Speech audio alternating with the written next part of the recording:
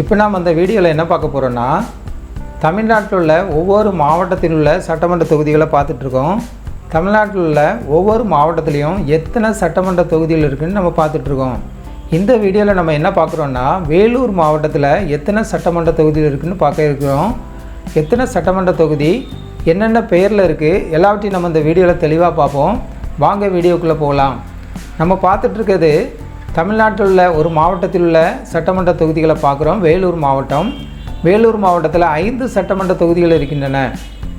வேலூர் மாவட்டத்தில் 5 சட்டமன்ற தொகுதிகள் இருக்குது. அது என்னென்ன பெயரில் இருக்குதுன்னு பார்க்கலாம். வாங்க வீடியோக்குள்ளே போகலாம்.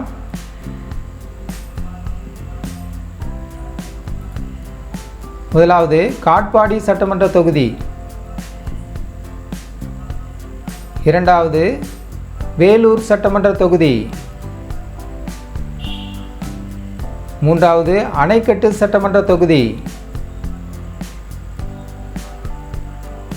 நான்காவது கீழ்வைத்தினான்குப்பம் சட்டமன்ற தொகுதி. ஐந்தாவது குடியாத்தம் சட்டமன்ற தொகுதி.